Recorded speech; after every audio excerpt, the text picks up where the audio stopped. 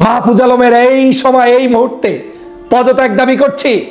বাংলাদেশের জনগণের পক্ষ থেকে আহ্বান থাকবে, আমরা প্রত্যেকে এই মাহফুজ আলম এবং যারা ক্রিমিনাল এখানে বসে আছে এদের প্রত্যেককে পদত্যাগ নিশ্চিত করে দেশপ্রেমিক মানুষদেরকে উপদেষ্টা পরিষদে সংযুক্ত করতে হবে, না হয় এই দেশ নিরাপদে থাকবে না থাকবে না থাকবে না।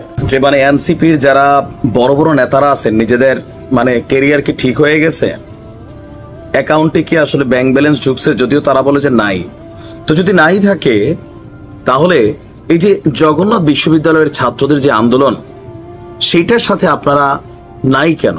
জগন্নাথ বিশ্ববিদ্যালয়ের আন্দোলন ক্রমেই তীব্র থেকে তীব্রতর হচ্ছে। গত রাতে সারা রাত জগন্নাথ বিশ্ববিদ্যালয়ের শিক্ষক ছাত্ররা অবস্থান করেছে যমুনার পাশে এবং তারা ঘোষণা দিয়েছে কোনোভাবেই তাদের অবস্থান থেকে তারা সরে যাবে না।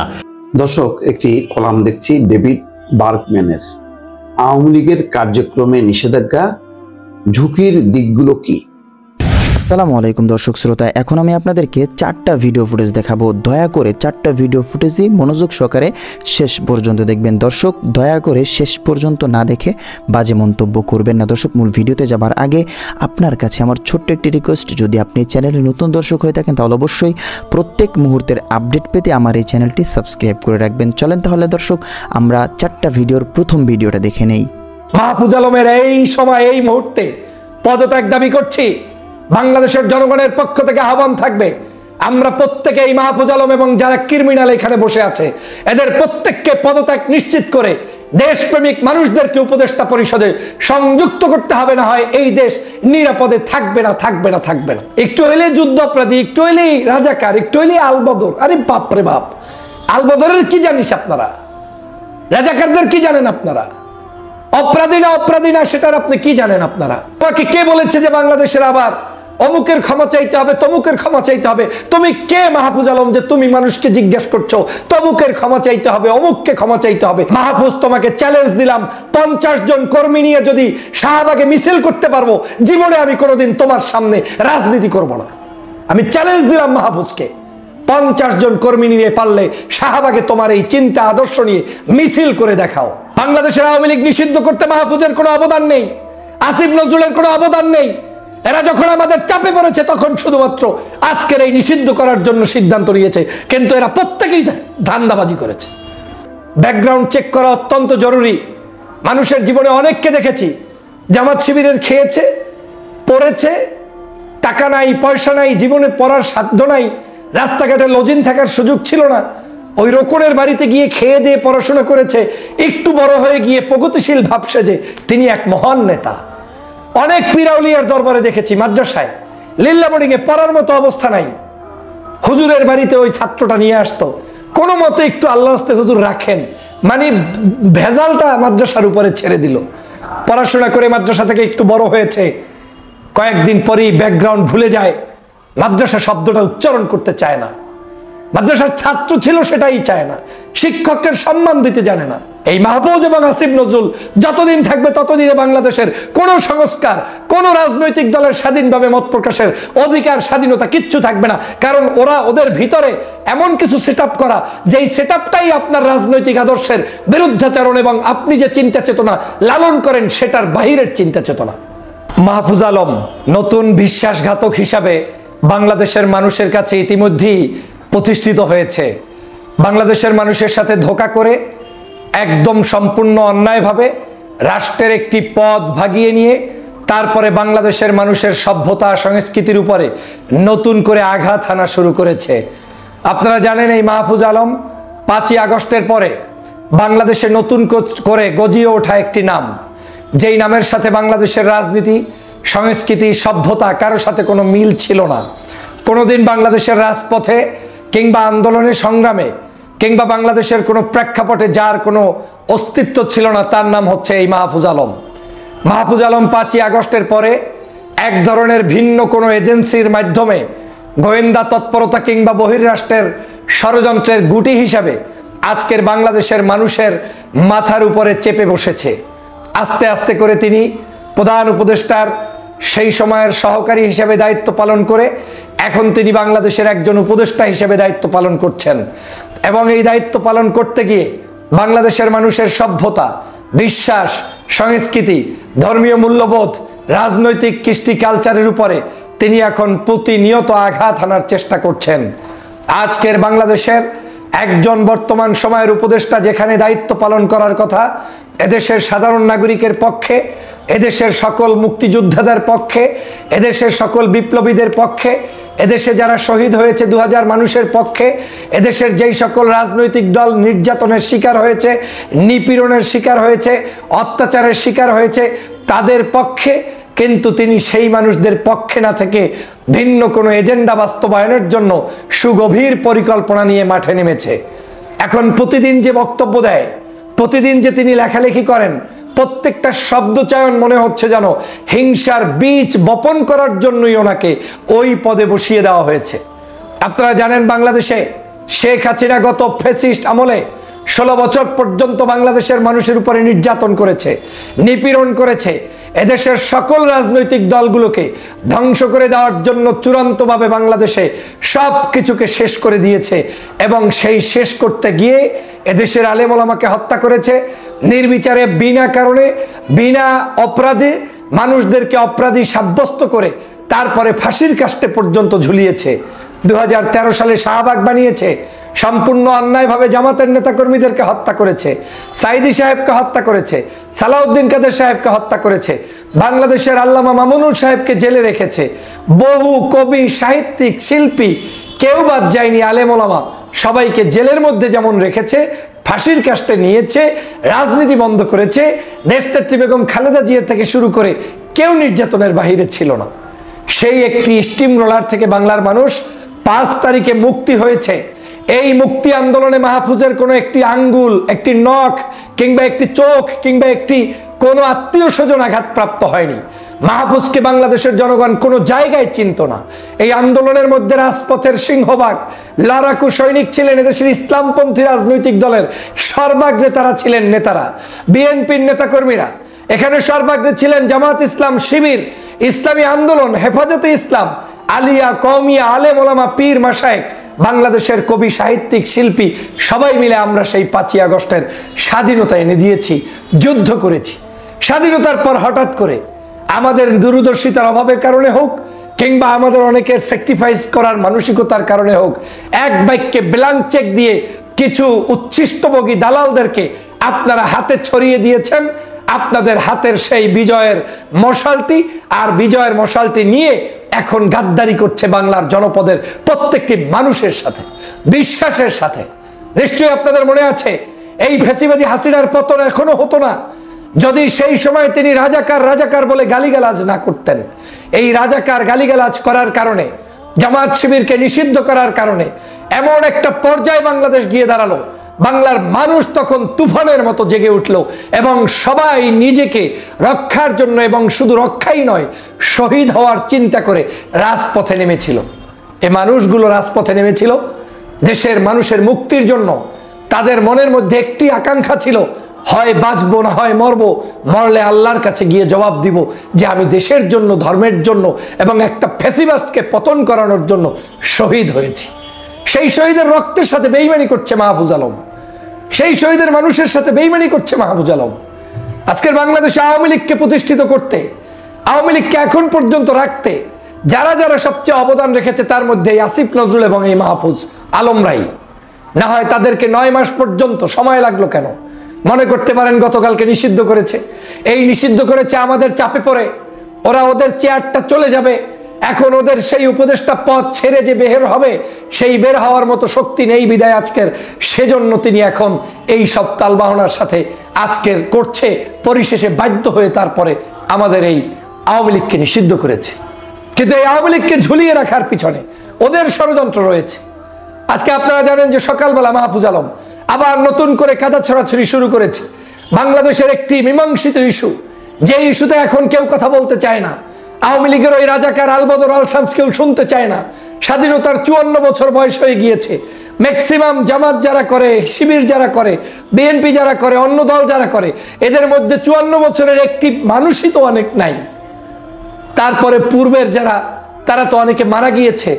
বিতর্কিত একটি ইস্যুকে সামনে এনে নতুন করে সেই ইসলামিক দলগুলোর মধ্যে অনৈক্য সৃষ্টি করার পায়তারা শুরু করেছে। বাংলাদেশে যখন দরকার জাতীয় ঐক্য বিনষ্ট করার পায়তারা শুরু করেছে। তোমাকে কে বলেছে যে বাংলাদেশের আবার অমুকের ক্ষমা চাইতে হবে, তমুকের ক্ষমা চাইতে হবে? তুমি কে মাহফুজ আলম যে তুমি মানুষকে জিজ্ঞেস করছো তমুকের ক্ষমা চাইতে হবে, অমুককে ক্ষমা চাইতে হবে? তুমি বলার কে? তোমাকে তারা বসিয়েছে, তাদের কারণে আজকের ওই চেয়ারটা পেয়েছিস। মনে রাখতে হবে বাংলাদেশের জনগণ, এই উপদেষ্টাদের একজন উপদেষ্টাও আপনার আমার বাহিরের নয়। এই উপদেষ্টাদেরকে আমরা বসিয়েছি, আমরা যুদ্ধ করেছি, আমরা লড়াই করেছি। আপনাকে হলফ করে বলতে পারবো এই উপদেষ্টার মধ্যে একমাত্র এই যে সজীব ভুইয়া বর্তমানে আছে, উনি ছাড়া বাকি কোনো উপদেষ্টা রাজপথে ছিল না। সবগুলো উপদেষ্টা কোটা ভিত্তিক নিয়োগ পেয়েছে, আমাদের সমর্থন নিয়ে তারপরে বসেছে। বসে বসে এখন যা ইচ্ছে তাই রাজনীতি করছে। যদি রাজনীতি করতে মন চায়, বামতান্ত্রিক রাজনীতি, ডানতান্ত্রিক রাজনীতি, মধ্যপন্থী রাজনীতি, আপনার নিজের মন মতো বাঁচানো আপনার একটা আলাদা রাজনীতি, আপনি ক্ষমতা ছেড়ে রাজপথে এসে মানুষ করে শাহবাগে পারলে, মাহফুজ তোমাকে চ্যালেঞ্জ দিলাম, 50 জন কর্মী নিয়ে যদি শাহবাগে মিছিল করতে পারবো, জীবনে আমি কোনোদিন তোমার সামনে রাজনীতি করব না। আমি চ্যালেঞ্জ দিলাম মাহফুজকে, 50 জন কর্মী নিয়ে পারলে শাহবাগে তোমার এই চিন্তা আদর্শ নিয়ে মিছিল করে দেখাও। কোনোদিন মিছিল করে দেখাও নাই। অন্দরমহলের রাজনীতি কি করেছো? কয়েকটা চটি বই পড়ে নিজেকে অনেক জ্ঞানী মনে করে আজ বাংলাদেশের সমগ্র সেক্টরগুলোকে ধ্বংস করার জন্য উঠে পড়ে লেগে পড়েছে। বাংলাদেশে এখন একটি সুষ্ঠু ধারার রাজনীতি দরকার, ঐক্য দরকার। আওয়ামী লীগের সেই হিংসাত্মক মানসিকতা থেকে বের হয়ে আসা দরকার। এদেশের সমগ্র মানুষকে নিয়ে কাজ করা দরকার। আলেম, ওলামা, পীর, মাশায়েখ, নায়ক, শিল্পী, সাহিত্যিক সবার মধ্যে সংবেদনশীল আচরণ করা দরকার। আর সেই সময় মাহফুজ বলছে একটা দলকে টার্গেট করে, এবং এটা আজকে নয়, সেই শুরুর দিন থেকে তার টার্গেট। এক এক সময় এক একটা প্রগতিশীলতার ভাব ধরে, বুদ্ধিজীবীর ভাব ধরে লেখে আর ডিলিট করে, লেখে আবার ডিলিট করে। শুনেছি আজকেও নাকি আর একটা পোস্ট করেছে, সেখানে আরো হিংস্র ভাষায় তিনি গালিগালাজ করছে ঢাকা বিশ্ববিদ্যালয়ের শিক্ষার্থীদেরকে। শুনেছি, আমি এখনো সেটার উপরে পূর্ণাঙ্গ, সেটা নাকি আবার ওয়ানলি মি অথবা ডিলিট অপশন করে ডিলিট করে ফেলেছে। আপনি এভাবেই করতে থাকবেন, আপনার এক এক দিন এক এক ধরনের মন্তব্য আসে। এই ধরনের আচরণ দিয়ে বাংলার রাজনীতি করতে পারবেন না। এত শর্টকাট হইতে বাংলাদেশে রাজনীতি নাই। শর্টকাট হইতে আপনারা ওখানে চেয়ার পেয়েছেন বিদায়ী বাংলাদেশের জনগণের মধ্যে এখন বিভাজন সৃষ্টি করছেন। আমি সারা দেশবাসীকে সতর্ক হওয়ার আহ্বান জানাই। মাহফুজ আলমের এই সময়, এই মুহূর্তে পদত্যাগ দাবি করছি। বাংলাদেশের জনগণের পক্ষ থেকে আহ্বান থাকবে, আমরা প্রত্যেকে এই মাহফুজ আলম এবং যারা ক্রিমিনাল এখানে বসে আছে এদের প্রত্যেককে পদত্যাগ নিশ্চিত করে দেশপ্রেমিক মানুষদেরকে উপদেষ্টা পরিষদে সংযুক্ত করতে হবে, না হয় এই দেশ নিরাপদে থাকবে না, থাকবে না, থাকবে না। বাংলাদেশের জনগণের সাথে ফাইজলামি শুরু করেছেন। এদেশের ভারতের এজেন্ডা বাস্তবায়ন করতে গিয়ে ওই কয়েক দলের মধ্যে বিভিন্ন জায়গায় লুকায়িত লোক আছে যারা একটু হলেই খোঁচা মারে, একটু হলে যুদ্ধাপরাধী, একটু হলেই রাজাকার, একটু হলেই আলবদর। আরে বাপরে বাপ, আলবদরের কি জানিস আপনারা? রাজাকারদের কি জানেন আপনারা? অপরাধী না অপরাধী না সেটার আপনি কি জানেন আপনারা? এ বাংলাদেশে যাদেরকে ফাঁসির কাস্টে ঝুলিয়ে দেওয়া হয়েছে, একজন মানুষ তো বাংলাদেশের অন্যায় করেনি, তাদেরকে তো ফাঁসির কাস্টে ঝুলানোর কথা ছিল না। আপনাদের প্রস্তুত হওয়া উচিত সেইগুলো। আপনারা আজকের বিচার বিবেককে সেই জায়গায় নিয়ে যাবেন, কিন্তু আপনারা সেটা করলেন না। স্বার্থের বিরাজলে রাজনীতি, বিভিন্ন সংস্থার ভিতরে সীমাবদ্ধ হয়ে গিয়েছে এই রাজনীতি, বিভিন্ন জায়গায় আজকের ষড়যন্ত্র চলছে। আমি আপনাদেরকে আহ্বান জানাই, আমার এই কণ্ঠ যতক্ষণ থাকবে আমি আপনাদের জন্য বলে যাব, কিন্তু আমি শঙ্কা প্রকাশ করছি এই সকল মানুষরা যদি আজকের দেশের নেতৃত্বে থাকে তাহলে বাংলাদেশের ভবিষ্যৎ অন্ধকার হচ্ছে, হবে, তাতে কোনো সন্দেহ নাই। বাংলাদেশকে নিয়ে ছিনিমিনি শুরু করেছো। তুমি কে ঢাকা বিশ্ববিদ্যালয়কে রাজনীতি করবে, করবে না, তুমি বলার কে? তোমার আওয়ামী লীগের আমলে ঢাকা বিশ্ববিদ্যালয় থেকে রাজনীতি নিশ্চিহ্ন করতে পারো নাই। বাংলাদেশের প্রত্যেকটি পরতে পরতে, অলিতে গলিতে, রাস্তাঘাটে, প্রত্যেকটি জায়গায় প্রত্যেকটি রাজনৈতিক সামাজিক সংগঠনের অধিকার রয়েছে, তারা তাদের রাজনীতি করবে। আর তুমি বলছো ক্ষমা চাইতে। গত 3 দিন পর্যন্ত যে আন্দোলন হলো, এই আন্দোলনের সবচেয়ে বড় ভূমিকা পালন করেছে বাংলাদেশের ইসলামপন্থী রাজনৈতিক দল মাহফুজরা। তখন ওই তাদের বাসভবনে ঘুমিয়েছিল। বাংলাদেশের আওয়ামী লীগ নিষিদ্ধ করতে মাহফুজের কোনো অবদান নেই, আসিফ নজরুলের কোনো অবদান নেই। এরা যখন আমাদের চাপে পড়েছে তখন শুধুমাত্র আজকের এই নিষিদ্ধ করার জন্য সিদ্ধান্ত নিয়েছে, কিন্তু এরা প্রত্যেকেই ধান্দাবাজি করেছে। আপনি যাই বলেন না কেন, গত 3 দিন পর্যন্ত তাদের খবর নাই। রাস্তায় ছিল কারা? রাস্তায় ছিল এদেশের ইসলামপন্থী রাজনৈতিক দল, জামাত, শিবির, ইসলামী শাসনতন্ত্র আন্দোলন, চরমনায়ের পীর সাহেব, তারপর মামুনুল সাহেবের খেলাফত আন্দোলন, এরপরে হেফাজতে ইসলাম, কওমি, আলিয়া, এর সাথে বিভিন্ন ছোট ছোট রাজনৈতিক দলের মধ্য থেকে অনেকেই অংশগ্রহণ করেছেন। এনসিপির একটা গ্রুপকে আমি সেখানে দেখেছি, সর্বোপরি আবুল হাসনাত আবদুল্লার, এই যে হাসনাত আবদুল্লার স্পেশাল সহযোগিতায় আহ্বানে মানুষ সেখানে সাড়া দিয়েছে। এই হাসনাতের আহ্বানেও সাড়া দিয়েছে। শুধুমাত্র হাসনাত মানুষের পালস বুঝেছে তাই। কালকে যদি হাসনাত এই মাহফুজের আদর্শ অনুসরণ করে, হাসনাতকেও মানুষ গ্রহণ করবে না, এটাই বাস্তবতা। অতএব সেই জায়গায় এই মাহফুজদের বিন্দুমাত্র কোনো অবদান নেই, বরং অবদান হচ্ছে মাহফুজরা যে বাংলাদেশের জনগণ যা চায় তার বাহিরে গিয়ে একটি ভিন্ন কিছু চাপিয়ে দিতে চায়, যেটা এদেশের জনগণ চায় না। তোমার চাপিয়ে দেওয়া রাজনীতি তো এদেশের জনগণ করবে না।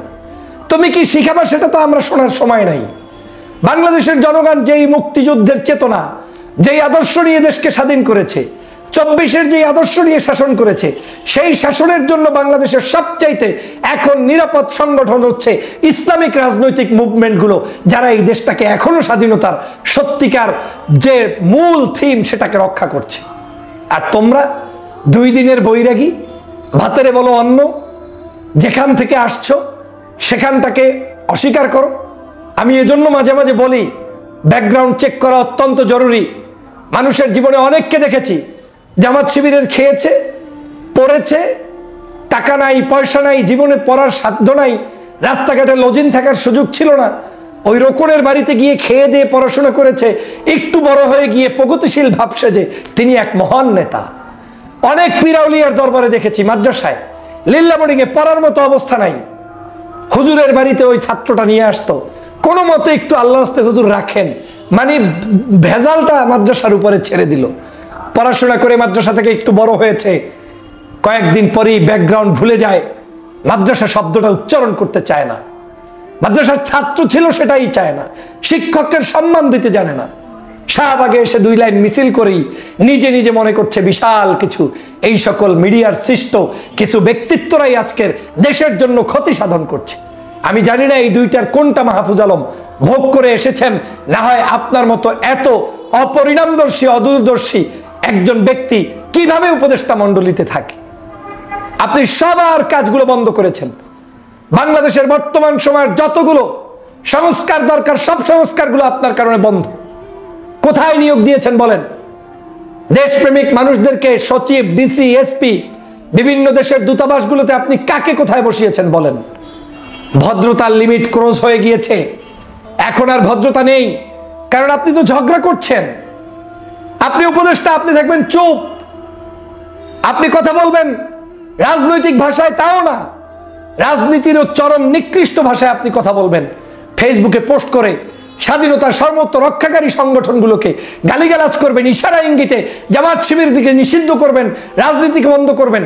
এটা হতে দেওয়া যাবে না। আর এদের কারণেই এরা এখন পর্যন্ত মার্কা পায় না, সঠিক বিচার পায় না। আমি বলে দিলাম, সবার আগে এই লোকটাকে এবং আসিফ নজরুলকে আপনারা পদত্যাগে বাধ্য করেন, না হয় এই সরকারের কোনো কিছু আপনারা সফলতার দ্বার প্রান্তে নিতে পারবেন না, পারবেন না, পারবেন না। এই মাহফুজ এবং আসিফ নজরুল যতদিন থাকবে ততদিনে বাংলাদেশের কোন সংস্কার, কোন রাজনৈতিক দলের স্বাধীনভাবে মত প্রকাশের অধিকার, স্বাধীনতা কিচ্ছু থাকবে না। কারণ ওদের ভিতরে এমন কিছু সেট আপ করা, যেই সেট আপটাই আপনার রাজনৈতিক আদর্শের বিরুদ্ধাচরণ এবং আপনি যে চিন্তা চেতনা লালন করেন সেটার বাহিরের চিন্তা চেতনা। ওরা চায় না, জনগণ যেটা চায় সেটা চায় না। আরে সারা বাংলাদেশের জনগণ জয় জয়কার, আলেমদেরকে ভালোবাসছে, ধর্মভিত্তিক দলগুলোকে প্যাট্রোনাইজ করছে, ভালোবাসছে, তাদের আহ্বানে যুদ্ধ করছে, লড়াই করছে। তুমি কে হনুরাম? তোমাকে কে বসিয়েছে এখানে? প্রিয় দেশবাসী, সাবধান হতে হবে, না হয় আমাদের এই গোলার ধান সব ধ্বংস হয়ে যাবে। আসুন দ্রুত মাহফুজ আলমের পদত্যাগ, আসিফ নজরুলের পদত্যাগের জন্য আমরা সবাই মিলে ঐক্যবদ্ধ হই এবং তাদের পদত্যাগের মধ্য দিয়ে বাংলাদেশকে নতুন করে বিনির্মাণ করি এবং শুদ্ধর ভালো মানুষদেরকে উপদেষ্টা পরিষদে বসিয়ে তারপরে দেশকে একটি নির্বাচনের পথে এগিয়ে নিয়ে যাই। দর্শক শ্রোতা, চলেন তাহলে আমরা দ্বিতীয় ভিডিও ফুটেজটা দেখে নেই। জগন্নাথ বিশ্ববিদ্যালয়ের আন্দোলন ক্রমেই তীব্র থেকে তীব্রতর হচ্ছে। গত রাতে সারা রাত জগন্নাথ বিশ্ববিদ্যালয়ের শিক্ষক ছাত্ররা অবস্থান করেছে যমুনার পাশে এবং তারা ঘোষণা দিয়েছে কোনোভাবেই তাদের অবস্থান থেকে তারা সরে যাবে না। আরও বড় ঘোষণা দিয়েছেন তারা, জগন্নাথ বিশ্ববিদ্যালয় দাবি মানা না হওয়া পর্যন্ত কমপ্লিট শাটডাউন করে দেয়া হবে। বিবিসির বরাত দিয়ে এই খবরটা নিশ্চিত হওয়া গেছে। কি হচ্ছে আসলে, সরকার কি ভাবছে? গতকালকে একজন শিক্ষক প্রতিনিধির একটা ভিডিও রীতিমতো চমকে যাওয়ার মতো কথাবার্তা তিনি বলেছেন, অনেক কথা বলেছেন তিনি, এবং উপদেষ্টা মাহফুজ আলম সম্পর্কে বেশ কঠিন ভাষায় তাকে কথা বলতে শোনা গেছে এবং আলটিমেটাম দিতেও শোনা গেছে। সরকার কি তাদের দাবি পূরণ করবে? যদিও এখন 3টা দাবির সঙ্গে আরও একটা দাবি যোগ হয়েছে, এখন তাদের দাবি 4টা। হয়তো সময় গড়ালে আরও দাবি বাড়তে থাকবে এবং 5ম দাবিটা মাহফুজ আলমের পদত্যাগ চাওয়ার দাবি হয়ে গেলেও অবাক হওয়ার কিছু থাকবে না। সেই পথে কি এগোচ্ছে জগন্নাথ আন্দোলন? সেই আলোচনাই করবে এই ভিডিওতে। থাকবেন পলিটিক্স টিভির নিয়মিত আয়োজনে।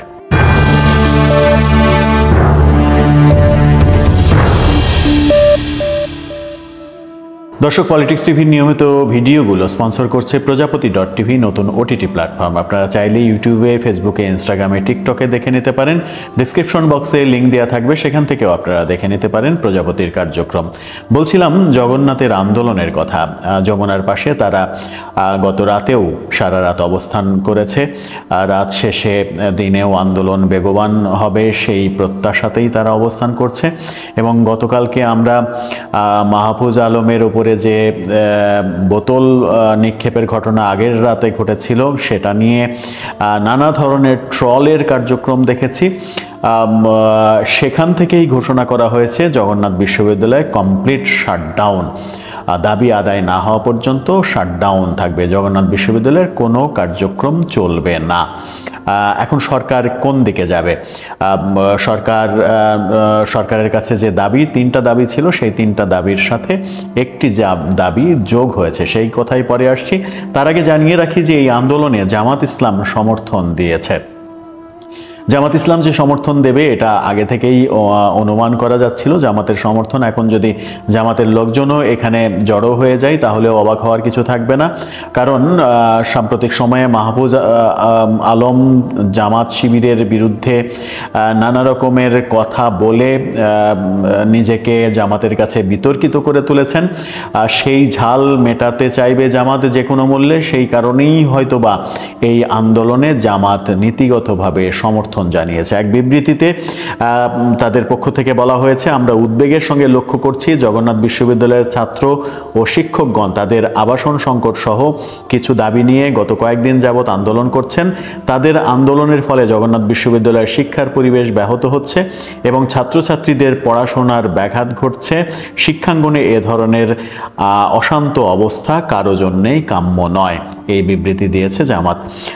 এদিকে গতকালকে আমরা একজন শিক্ষক যে ঘোষণাগুলো দিয়েছেন সেই ঘোষণাগুলো দেখেছি এবং তিনি অনেকটা হুমকির সুরেই বলেছেন যে জগন্নাথ বিশ্ববিদ্যালয়ের 18,000 শিক্ষার্থীর প্রোটেকশনের জন্য বিশ্ববিদ্যালয়ের 800 শিক্ষক বুক পেতে দেবে। অর্থাৎ তাদের বিরুদ্ধে কোনো ধরনের কোনো ব্যবস্থা নিতে চাইলে শিক্ষকরা একেবারে বুক পেতে দেবে, শিক্ষকরা সেটা হতে দেবে না। তার মানে মাহফুজ আলমের উপরে যে বোতল নিক্ষেপ করা হয়েছে সেই নিক্ষেপকারী ছাত্রকেও যদি গ্রেপ্তার করা হয় তবুও পরিস্থিতি পাল্টে যেতে পারে বলে অনুমান করা হচ্ছে। কি বললেন তিনি একটা মজার তথ্য দিয়েছেন। তিনি বলেছেন 2005 সালে জগন্নাথ কলেজকে বিশ্ববিদ্যালয় হিসেবে ঘোষণা করে, তখন বিএনপি ক্ষমতায় ছিল। তিনি বলতে চেয়েছেন যে বেগম খালেদা জিয়া বিশ্ববিদ্যালয় ঘোষণা করার কারণে বিগত সরকারের কাছে আমরা অনেকটা সতীনের মতো ছিলাম, আমাদের অনেক দাবি দেওয়াও পূর্ণ হয়নি।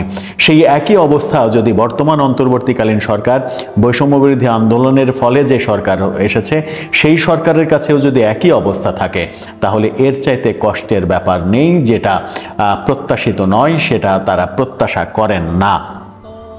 তিনি বলেছেন যে বিশ্ববিদ্যালয়ের বাজেটের জন্য আমরা 306 কোটি টাকা একটা বাজেট দিয়েছি, কিন্তু আমাদেরকে দেয়া হয় 140 কোটি টাকা। ঢাকা বিশ্ববিদ্যালয়কে কয়েক গুণ বেশি দেয়া হলেও জগন্নাথ বিশ্ববিদ্যালয়ের ওপর সাথে এই ধরনের বৈষম্যমূলক আচরণ কোনোভাবেই মেনে নেওয়া যাবে না। তিনি আবাসন ভাতা এবং দ্বিতীয় ক্যাম্পাস ছাত্রদের 70% ছাত্রছাত্রীদের আবাসন ভাতা দিতে হবে, যেহেতু তাদের থাকার জায়গা নেই, হল নেই, সেটা দিতে হবে যতদিন পর্যন্ত না আবাসন ব্যবস্থা হচ্ছে। এবং দ্বিতীয় ক্যাম্পাস যেটা, সেই দ্বিতীয় ক্যাম্পাসের কাজ অগ্রাধিকার ভিত্তিতে শেষ করতে হবে।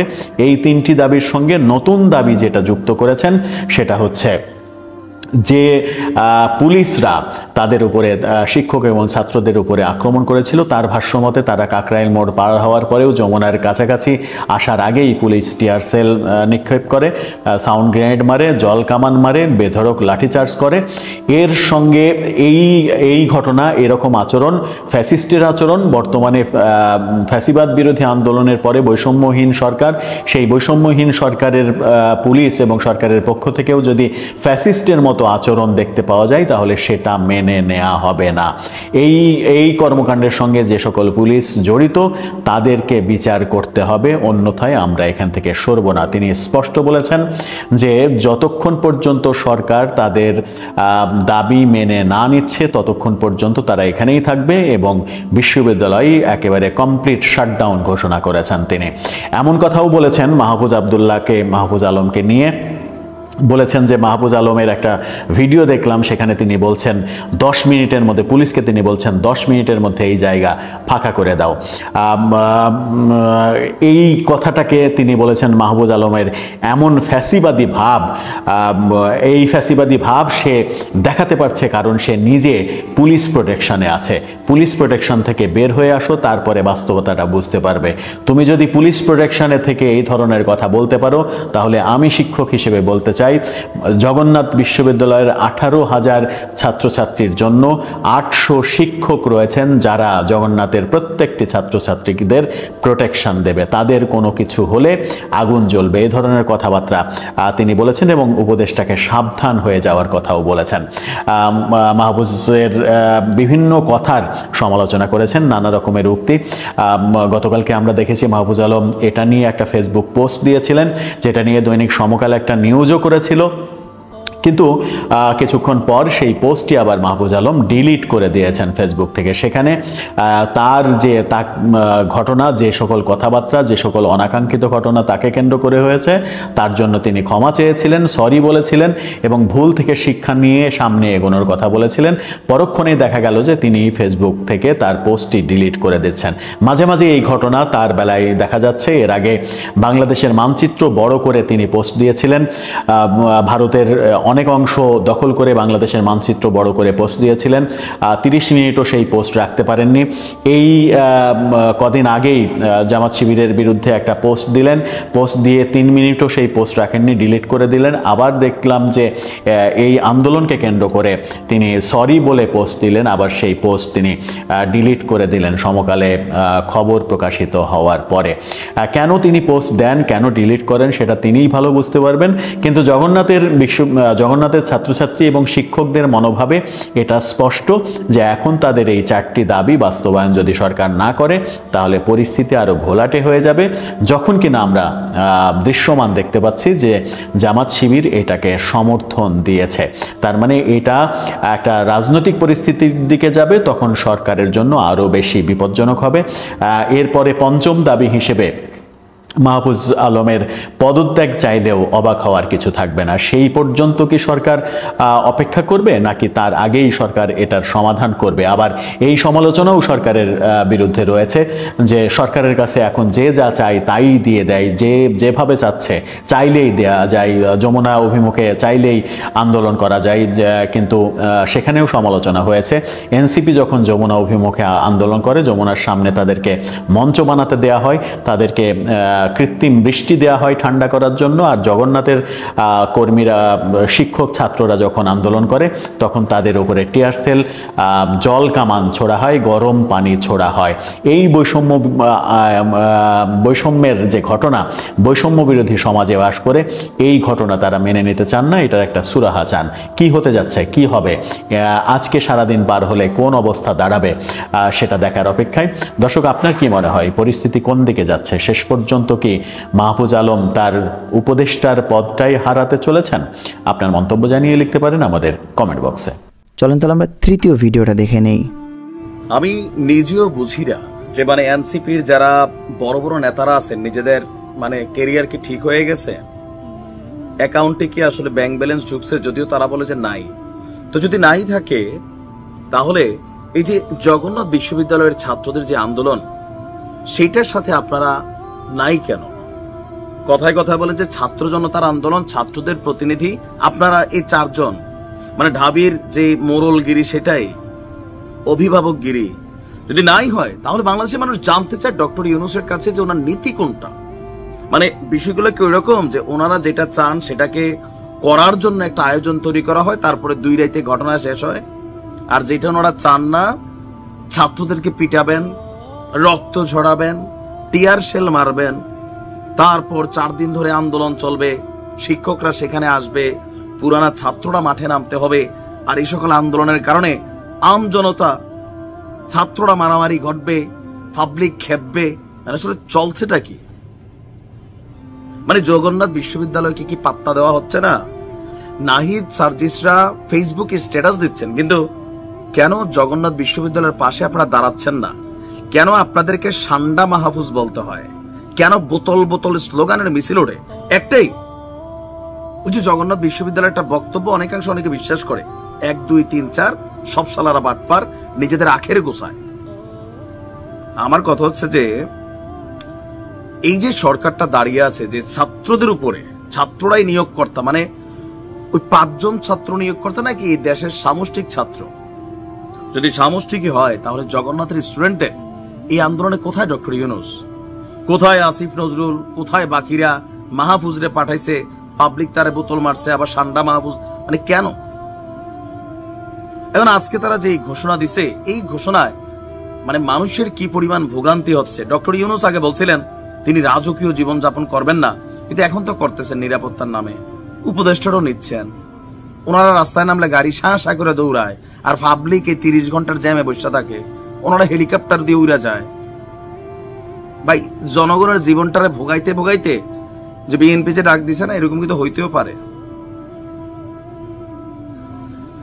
জবি স্টুডেন্টরা যমুনার সামনে বৈশা বৈশা ঘুমাচ্ছে, রাত্রে সজাগ থাকতেছে, ছেলে মেয়ে শিক্ষকরা রাজপথে নেমে আসছে, কিন্তু কোন রকম পাত্তাই পাচ্ছেন এই সরকারের কাছে মনে হচ্ছে। এখন তাদের দাবি যতটুকু যৌক্তিক যতটুকু অযৌক্তিক, একটু আসেন, এরা যাদেরকে মানবে ওইখানে একটু বসেন, কথা বলেন, তাহলে তো রাজপথটা ক্লিয়ার হয়। আজকে যার একটা দাবির ডাক দিছে এই ছাত্ররা, বাজেট বাড়ানো সহ 4 দফা দাবিতে জগন্নাথ বিশ্ববিদ্যালয়ে স্টুডেন্টরা আবার কি ঘোষণা দিছে যে আজকে সকাল 10টায় রাজধানীর কাকরাইলে তারা একটা সমাবেশ করবে, আর দাবি আদায়ে জুমার নামাজের পর গণ অনশনের ডাক দিয়েছেন শিক্ষক এবং শিক্ষার্থীরা। তাদের সঙ্গে সাবেক যে শিক্ষার্থীরা আছেন তারাও যোগ দেবেন। গতকালকে সারাদিন কমপ্লিট শাটডাউন ঘোষণার পরও আমরা দেখলাম যে মধ্যরাত পর্যন্ত মানে কোন রকম পাত্তা নেই। উপদেষ্টা আসিফের বাসায় নাকি একটা মিটিং হয়েছে, তো উপদেষ্টা আসিফ কি শিক্ষা মন্ত্রণালয়ের? আমাদের শিক্ষা উপদেষ্টা কোথায়? ডক্টর মোহাম্মদ ইউনূসের সাথে সমন্বয়করা চাইলেই দৌড় দিয়ে দেখা করতে পারে, সার্জিস হাসনাতরা দেখা করতে পারে, তো তাদের সাথে কেন তিনি দেখা দিচ্ছেন না? আর যার কারণে বাধ্য হইয়া কাকরাইল মসজিদ মোড়ে অবস্থান কালে আজকে জবিতে তারা, জবির স্টুডেন্টরা বলছে যে আমরা জবি পরিবার একমত হইছি, হয় দাবি আদায় হবে নতুবা আমাদের মৃত্যু হবে। মৃত্যু হবে না, বাট মাইর খাবে আবার, ওইটা হইতে পারে। আর ছাত্ররা বলে রক্তে আগুন লেগেছে, রাজপথ কাপাকাপির নমুনা কিন্তু আমরা দেখি কতটুকু কাঁপতেছে। আমার একটাই বক্তব্য যে দেখেন, এই যে বৈষম্য ছাত্ররা এখন ছাত্রীরা বলতেছে ওরা ঠান্ডা খাবে, ওরা ঠান্ডা পানি খাবে, ওয়াটার ক্যানের বাতাস খাবে, আমরা কি তোমরা মার খাবা, কারণ তোমাদের সাথে সার্জিস নাই, হাসনাত নাই। আমি এটাই আশ্চর্য লাগে, এরা পলিটিক্স করবে। এনসিপির মতন এরকম গোয়ার তুমি মেন্টালিটি যদি থাকে, এটা পলিটিক্স হবে? লোকাল ভোটার তদবির বাণিজ্য এই যে আসতেছে নি, শুরু হয়ে গেছে। কেন ভাই? ছাত্রদের যে কোনো আন্দোলনে আপনাদের উপস্থিতিটা জরুরি, এদেরকে দিয়েই তো আপনারা হয়েছিলেন। এরকম যদি চলেন কয়দিন আপনাদের মূল্যায়ন থাকবে? এই যে বৈষম্যের শিকার, ঠান্ডা পানি এগুলা, এই যে বোতল মারছে মাহফুজরে, উল্লাস করতেছে ছাত্ররা। সান্ডা না মাহফুজকে সান্ডা সান্ডা। আপনি বোঝেন যে কোন লেভেলে ট্রলে চলে গেছে এই সরকার ক্ষমতায় থাকতে। বোতল পরে পরে কি হবে? সাধারণ ছাত্রছাত্রীদেরকে বিগ্রানো যাবে না, তবে এটা কইরা ফেলছেন অনেকাংশে। আর ডক্টর ইউনূসেরও আমরা আসলে ভাবগতি বুঝি না, যে তিনি শুধুমাত্র যে আন্দোলনের সমন্বয়করা কোনো কিছু দাবি করেন সেইটা ওনারা রাতের বেলা মিটিং ডাইকা মানে ভোর রাত্রে আবার ঘোষণা দিয়ে দেন। আর সবগুলা আমরা দেখছি যে আওয়ামী লীগ ইস্যুতেই, এর বাহিরে কোনো ইস্যুতে সহজে সিদ্ধান্ত আসে না। কেন আসে না? আবার যেগুলোতে সমন্বয়করা থাকে, এনসিপির ঊর্ধ্বতন নেতারা থাকে, সেইটা আসে। তাহলে বৈষম্য কি আসলে শেষ হইলো, নাকি নতুন করে একটা বৈষম্য শুরু হচ্ছে? দর্শক শ্রোতা, চলেন আমরা তাহলে আজকের শেষ ভিডিওটা দেখে নেই। দর্শক, একটি কলাম দেখছি ডেভিড বার্গম্যানের, আওয়ামী লীগের কার্যক্রমে নিষেধাজ্ঞা, ঝুঁকির দিকগুলো কি, এ নিয়ে একটা দীর্ঘ আর্টিকেল তার। এই আর্টিকেলের বেশ কিছু পয়েন্ট আছে, সেগুলো অবশ্যই বিবেচনা করা যায়, এবং সেই প্রসঙ্গে দর্শক আমিও কিছু কথা বলতে চাই। দর্শক, আমরা বিশ্লেষণে যাবার আগে আপনাদের কাছে অনুরোধ করছি যে ভয়েস বাংলার এই সংবাদ এবং সংবাদের বিশ্লেষণগুলো আপনাদের কেমন লাগছে অবশ্যই আপনারা মতামত লিখে জানাবেন। চলুন আমরা দেখি যে আসলে কি বলা হচ্ছে। যেই প্রেক্ষাপটে নিষিদ্ধ করা হলো, এটার যে যৌক্তিকতার পক্ষে অনেক যুক্তি আছে। যে কারণগুলো, এর কারণ হলো গত 15 বছরে আওয়ামী লীগ আসলে গণতন্ত্র বলে কিছু রাখেনি দেশে, নির্বাচন বলে কিছুই রাখেনি, বিরোধী দলের সভা সমাবেশের অধিকার, রাজনৈতিক অধিকার কোনো কিছুই রাখেনি, এবং দুভাবে তারা ফ্যাসিজম কায়েম করেছে। এক হচ্ছে দলকে এবং সরকারকে, পুরো সরকার যতগুলো তার ইনস্টিটিউশন আছে সবগুলো, এবং রাজনৈতিক দল হিসেবে ছাত্রলীগ, আওয়ামী লীগ, যুবলীগ, আওয়ামী লীগ সবাইকে মিলে একটা সিন্ডিকেট, পলিটিক্যাল সিন্ডিকেট দিয়ে তারা বিরোধী দলকে দমন করেছে এবং শেষ পর্যন্ত তারা নিশ্চিহ্ন করার চেষ্টা করেছে পর্যায়ক্রমে। 5ই আগস্ট গণঅভ্যুত্থানের মধ্য দিয়ে তারা উৎখাত হয়েছে। এখন প্রশ্ন হচ্ছে যে আওয়ামী লীগ নিষিদ্ধ করা হলো, এবং সেখানে বলা হচ্ছে যে আইনের সংশোধনী এনে সব দলের সব কর্মকাণ্ড নিষিদ্ধ। বলার অর্থ হচ্ছে এই যে প্রেস বিজ্ঞপ্তিতে যেটা বলা হচ্ছে, গণমাধ্যম, অনলাইন, সামাজিক যোগাযোগ মাধ্যম বা অন্য যে কোনো মাধ্যমে দলের সমর্থনে কোনো ধরনের প্রচারণা চালানো যাবে না। এমনকি মিছিল, সভা, সংবাদ সম্মেলন আয়োজন বা জনসমক্ষে বক্তব্য দেওয়াও নিষিদ্ধ করা হয়েছে।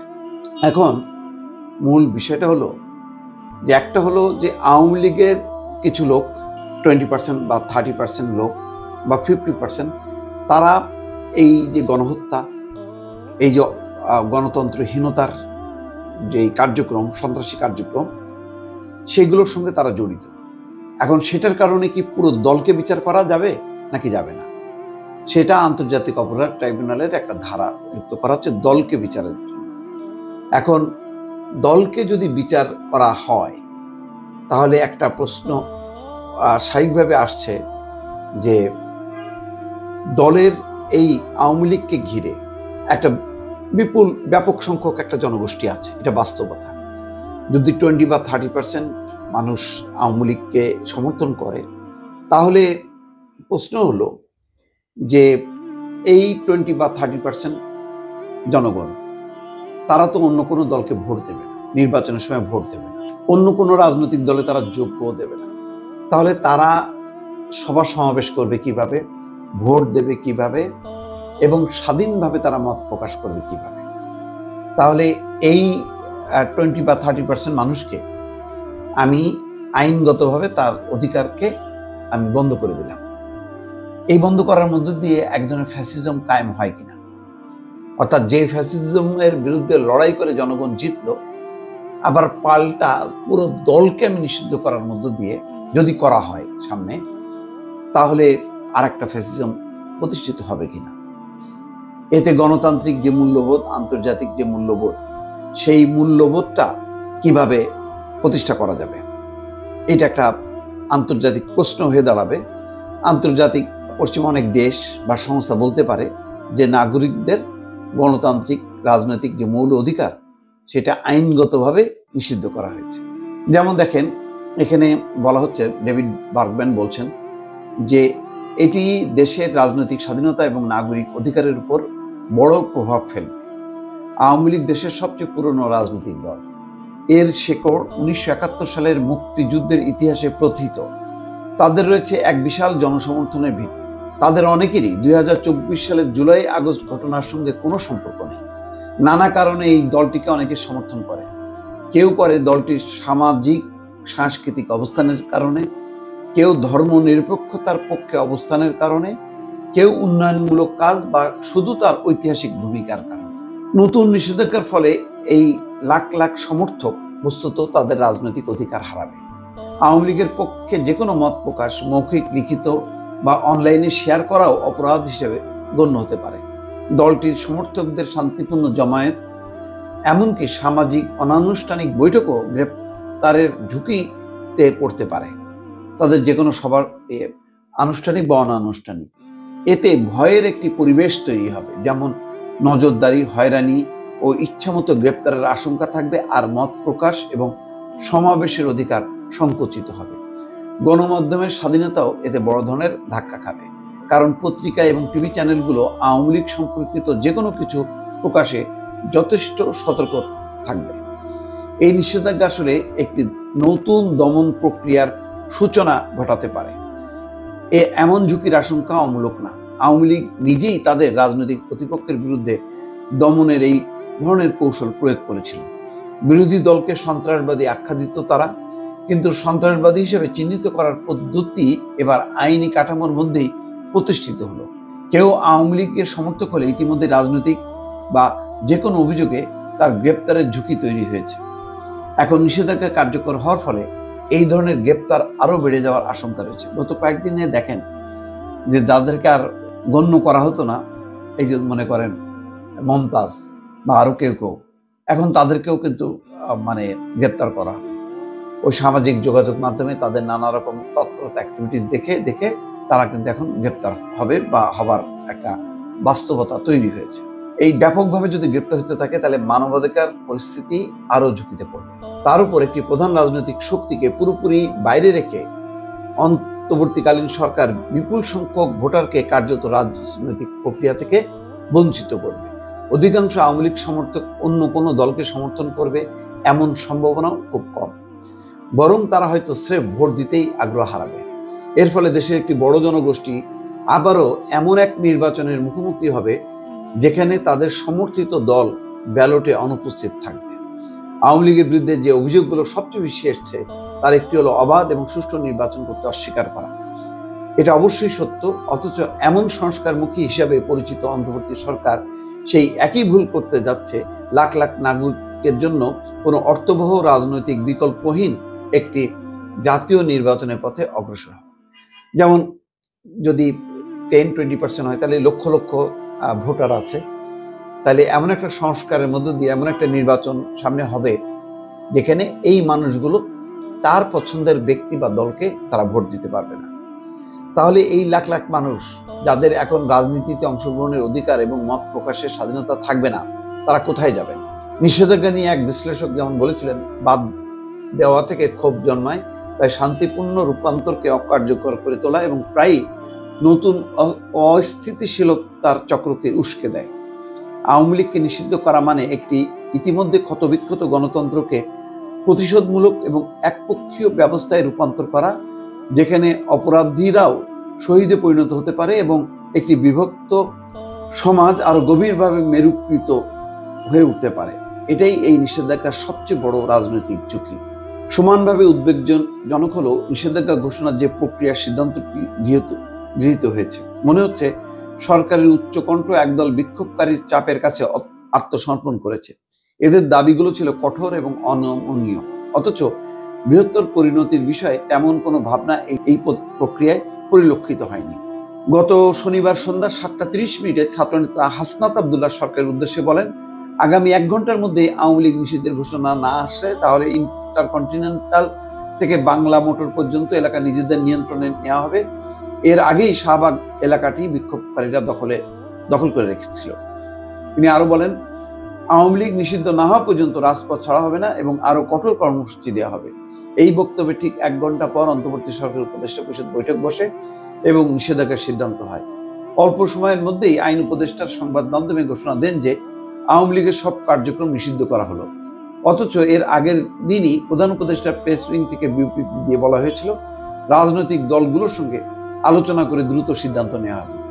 সেই সর্বদলীয় বৈঠকটা কিন্তু হয়নি। ফলে সর্বদলীয় বৈঠক হলো না। ছাত্রদের বা রাজনৈতিক দলের একটি অংশের চাপের মুখে এই যে সিদ্ধান্ত নেওয়া হলো, এর ভবিষ্যৎ প্রতিক্রিয়া কি হবে? আর একটা ফ্যাসিবাদ, আর একটা উগ্রতার জন্ম দেবে কিনা, এবং বৃহত্তর একটা জনগোষ্ঠী 20% বা 30% আমি বারবার বলেছি, সেই জনগোষ্ঠীকে নির্বাচনী প্রক্রিয়ায় কিভাবে আনা সম্ভব, কিভাবে রাজনৈতিক গণতান্ত্রিক প্রক্রিয়ায় তাদের অংশগ্রহণ নিশ্চিত করা সম্ভব, তার কিন্তু কোনো সংস্কার বা তার কোনো পরিকল্পনা এই সরকারের আর থাকলো না। দর্শক ভালো থাকবেন, আল্লাহ হাফেজ। তো প্রিয় দর্শক, আজকের ভিডিও পর্যন্তই ছিল। দেখা হচ্ছে পরবর্তী কোনো আপডেট ভিডিওতে। সে পর্যন্ত সুস্থ থাকবেন, ভালো থাকবেন, আমার জন্য দোয়া করবেন। আসসালামু আলাইকুম রহমতুল্লাহি তাআলা ওয়া বারাকাতুহু।